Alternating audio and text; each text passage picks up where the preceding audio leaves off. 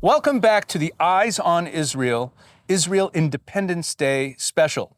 In the previous segment, we heard about the siege around Jerusalem that was broken by the nascent Israeli army just weeks before the declaration of the new state of Israel. But right after Israel declared its independence in May, we come to this place here. Yaakov, where are we and why is it significant? So May 15th, the State of Israel is declared, and immediately we are invaded on all sides by 5 Arab armies, from Egypt in the south, Lebanon, Syria in the north, the Iraqi center division, and most dangerously of all, the Transjordanian army crosses over into the western part of the country and comes to this spot. This place was a British police station commanding the crossroads from the road from Tel Aviv to Jerusalem, and it was very important strategically. Whoever controlled this road controlled the road to Jerusalem. So right behind us, we have the road to Jerusalem that comes, supplies coming in at the port would come this way to Jerusalem, and the north-south road is right there to our left. So this is really the strategic point that the British took to control the crossroads. Exactly. They had it already in place from years before. It's a very concrete blocked fort controlling the road, and the Transjordanians move in right away in May. And the leadership of the State of Israel, David Ben-Gurion, the Prime Minister, realizes we have to break the siege again because they've closed the road. The road's blocked, no supplies in Jerusalem. 100,000 Jews could be dying because they're living there, but it's more than just the numbers. It's the significance of the place itself. How can we have a Jewish state if we don't have Yerushalayim, we don't have Jerusalem in our hands? And even at the cost of defending other parts of the country, allowing the Egyptians to move in the south and the other armies moving in the north, he commits troops to this place here. And the first battle that takes place here is just 10 days after the declaration, May 24th, 25th of 1948. The first poorly trained soldiers of the Israeli army are sent to try and take this place, Latrun. It's a disaster. The Transjordanians are much stronger than we are, and they're basically mowed down in the fields over here. There's huge amounts of casualties in the fields, and it's a complete disaster.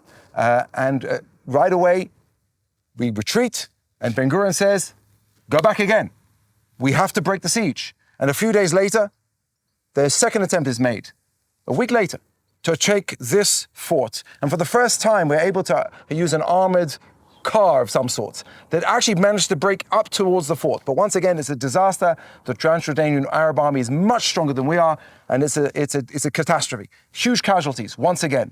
And Ben-Gurion says, sorry guys, you've got to go back again. And the army come on to kill him and say, this is hopeless, bang your head against a brick wall. So you're saying that because of the strategic importance of this, that we can see by looking behind us, David Ben-Gurion was insistent that we had to take this spot or there would be no safety for Jerusalem. Exactly. Not take Jerusalem. And there were 2 attempts that were abject failures. Pesach, there were altogether 6 attempts that were abject failures.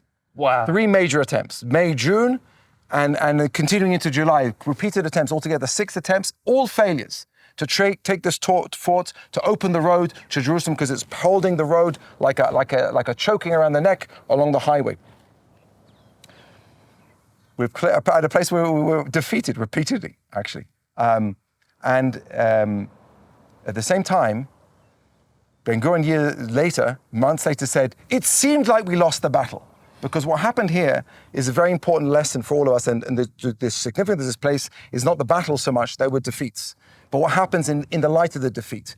Because when you're blocked repeatedly from achieving a goal, you have to think outside the box. And that's what happens. A bunch of explorers say, we've got to open the road, but we can't get through the road here, it's blocked. And they start exploring in the hills over here, and they open up a backtrack, a backway, a bypass road, which comes to be known as the Burma Road, named after a supply line out in the Indo-Chinese War.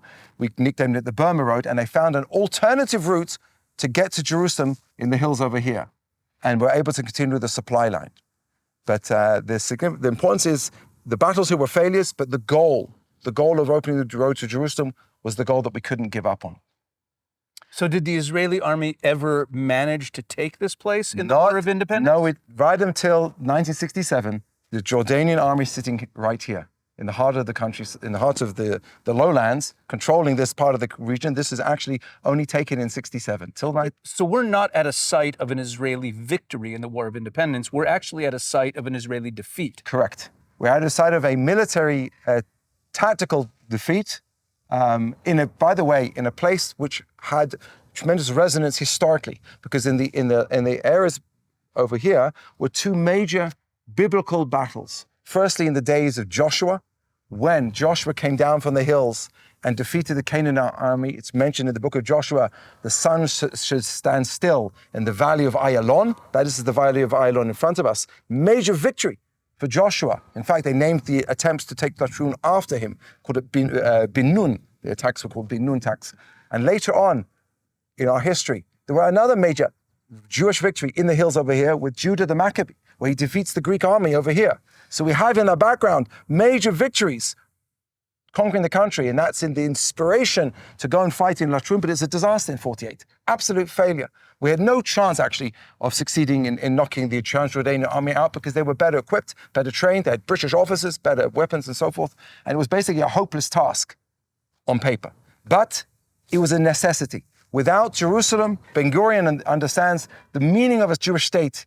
We wouldn't have anything to fight for. How could we have, if first and foremost, if all the Jews there would been killed or captured, it would have been a disaster. It was 1/6 of the whole population lived in Jerusalem. But it's much more than the numbers. It's the meaning of Jerusalem.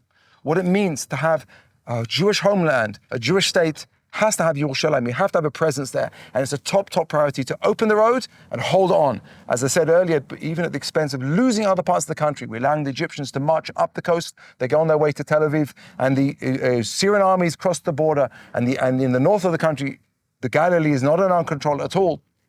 But Ben-Gurion says we have to prioritize this place and this road. You know, Yaakov, before you go on, it makes me think of the verse in Psalms that says, "If I forget thee, O Jerusalem, may my right hand wither."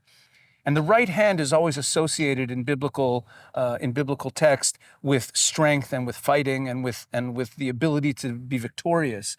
And so it really brings to mind that this place represents that Ben-Gurion was saying, we will not have strength. We cannot have a strong and secure Jewish state if we don't have Jerusalem. Absolutely. There's the meaning and the purpose is that which gives us the inspiration and the motivation to fight and move forward.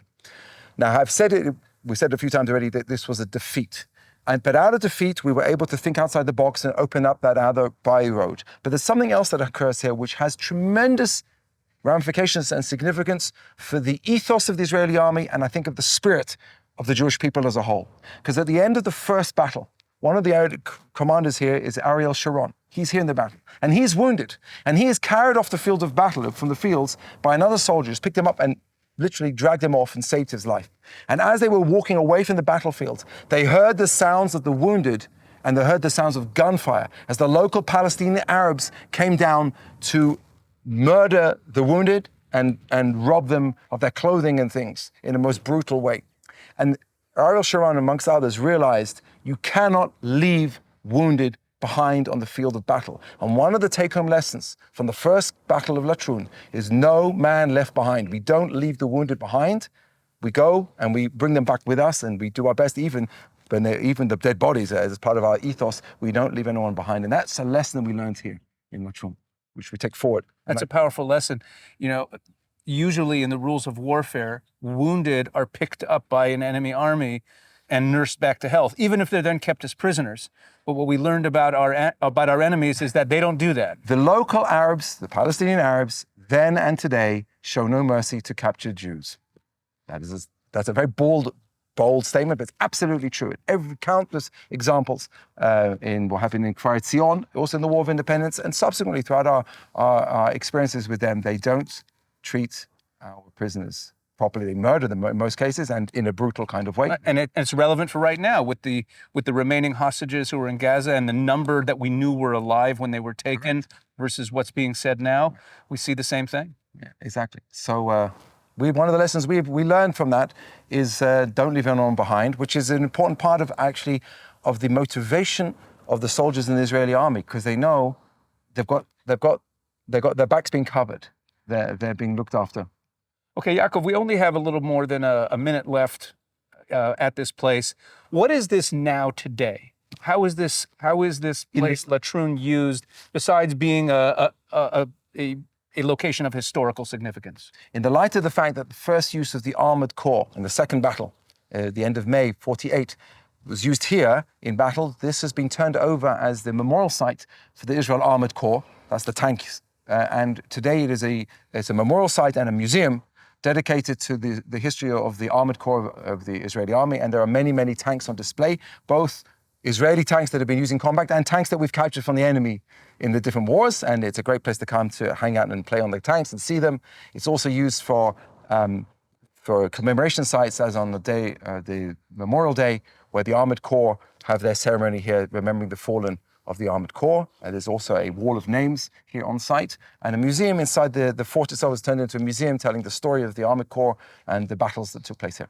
Now, I should also add in that there are many ceremonies held here, swearing-in ceremonies for Israeli soldiers, and also ceremonies that mark certain rites of passage in military service. My own son, near the beginning of this war, after fighting for a few months in the Gaza Strip, his unit, who were completing their officer training right before the war broke out, were brought here for a ceremony commemorating the end of their officer training and also honoring those who were lost from their battalion in the fighting. So this has become a sacred place in Israeli history, and really it's become a symbol of the resilience of the Israeli army and the Armored Corps. We'll be right back with more of our Independence Day special right after this.